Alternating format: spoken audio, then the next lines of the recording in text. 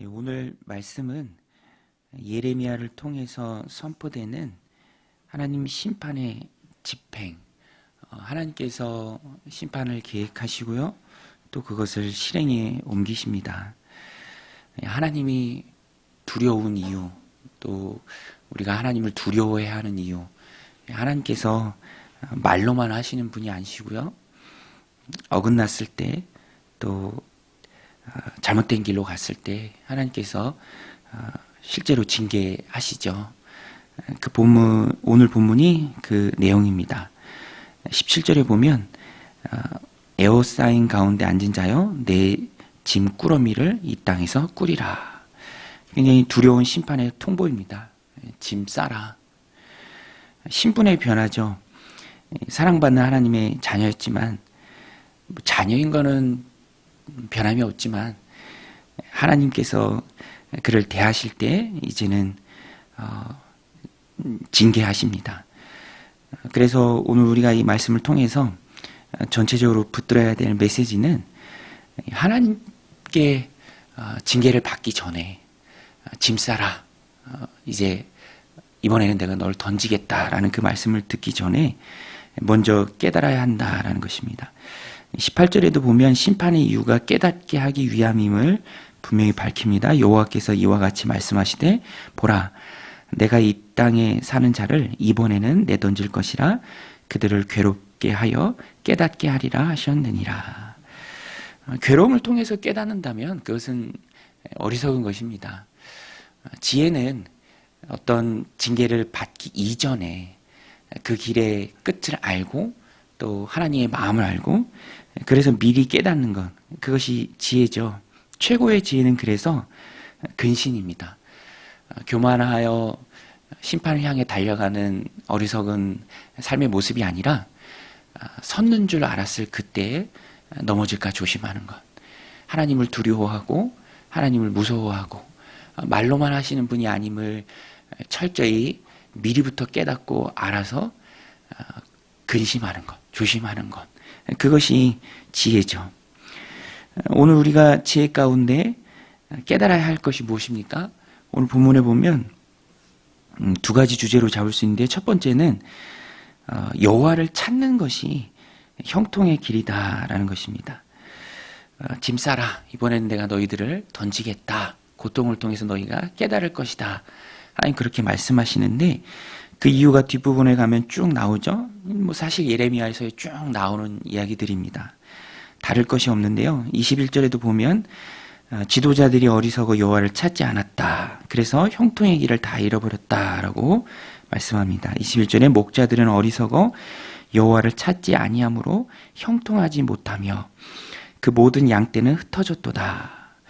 그래서 그들에게 찾아오는 것이 무엇입니까? 22절에 들을지어다 북방에서부터 크게 떠드는 소리가 들리니 유다 성읍들을 황폐하게 하여 승냥이의 거처가 되게 하리로다. 하나님을 떠나고 여호와를 의지하지 않고 찾지 않을 때에 심판이 크게 떠드는 소리가 북방으로부터 유다 성읍에 미친다라는 것입니다. 이 말씀을 보면서 우리가 다짐해야 할 것은 하나님을 찾는 것, 여호와를 의지하는 것, 그것이 너무너무 중요하다라는 것입니다.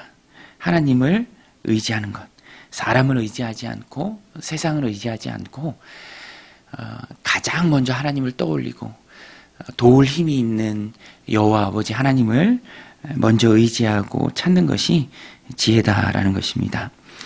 또 두 번째는, 이것도 우리가 깨달아야 할 것이죠. 걷는 자에게 그 길에 인도함이 있는 것이 아니다.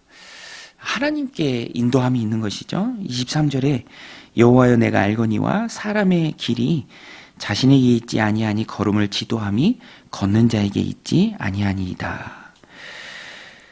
사람의 길이 자신에게 있지 않다. 이 우리가 깨달아야 합니다. 우리가 마음으로 계획할지라도 그 길을 인도하시는 분은 하나님이시죠. 내 인생의 주인이 나 같을지라도 그것은 철저히 큰 착각입니다. 온 세상의 인생의 주인이시고 또 생사화복을 주관하시며 인생의 주체가 되시는 분은 하나님이시죠. 하나님이 내 인생에 권한을 가지고 계신 분입니다. 그래서 우리가 하나님을 찾아야 하고요. 또 인생이 내 뜻대로 되지 않는다라는 것을 우리가 철저히 깨달아야 합니다. 그래서 하나님 앞에 기도로 엎드려야 하죠. 오늘 본문에도 보면 징계의 순간에도 마지막까지 꼭 붙들고 절대로 놓지 말아야 할 것은 하나님의 긍휼에 기대고 긍휼하신 하나님께 기도하는 것이죠. 그래서 오늘 선지자도 기도합니다. 징계를 피할 수 없지만 너그럽게 징계하여 주옵소서. 우리 24절에 보면 여호와여 나를 징계하옵시되 너그러이 하시고 진노로 하지 마옵소서. 주께서 내가 없어지게 하실까 두려워하나이다. 마지막까지 놓지 말아야 할 그 이름의 능력, 주님의 긍휼하심. 우리는 우리의 힘으로 세상을 살아갈 수 없고요. 연약하고 참 부족함 투성이입니다. 그래서 항상 하나님 앞에 엎드려 기도할 때 하나님 긍휼히 보아주시고 또 오늘 본문에 보면 자기의 감정 그대로를 하나님 앞에 다 말씀드립니다. 두려운 감정도 염려하는 마음도 다 하나님께 아뢰고 하나님의 도움을 구하는 것이죠. 오늘 우리는 이 땅을 살아가면서 내 인생을 도우실 분, 지켜주실 분 하나님밖에 없다. 그것을 우리가 늘 잊지 말고 하나님을 찾고 하나님께 기도하고 그 긍휼하심에 기대해야 합니다. 저는 요새 이제 블랙박스가 이렇게 많이 발전되면서 참 힘든 그런 사건 가운데도 막 영상이 찍히고 막 그러죠.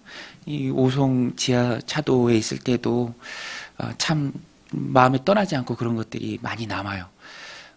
저 앞이 빛이 있고 거기까지만 가면 되는데 물이 차오르고 그러다가 차는 뜨고 또 나가자니 땅에 발이 안 닿고 참 그럴 때 어떻게 해야 될까.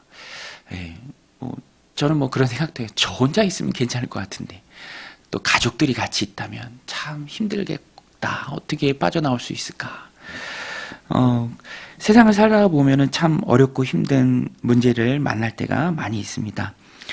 그때마다 우리는 마지막 순간까지 늘 놓지 말아야 할 것이 하나님의 긍휼하심이고요.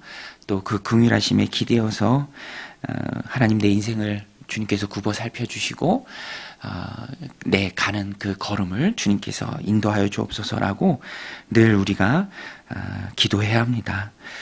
오늘 이 말씀을 통해서 징계의 말씀이지만 또 뒤집어서 생각하면 여전히 하나님이 우리와 함께 하시기에 이 말씀을 또 축복의 말씀으로 우리가 받을 수 있습니다.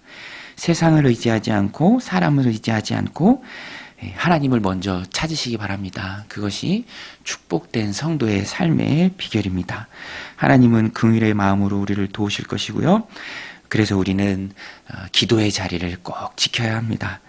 걸음을 지도하시는 분은 하나님이시기에 우리는 겸손히 하나님을 인정해야 합니다. 하나님의 긍휼을 기억해야 하고요. 그 긍휼에 기대서 우리의 형편을 하라고 나의 형편 가운데 하나님의 도우심이 있기를 우리가 늘 기도로 주님 앞에 간구해야 합니다. 오늘 이 말씀 마음에 새기고 하나님의 긍휼을 힘입는 축복된 오늘 하루가 되시기를 주님의 이름으로 간절히 축원드립니다. 우리 같이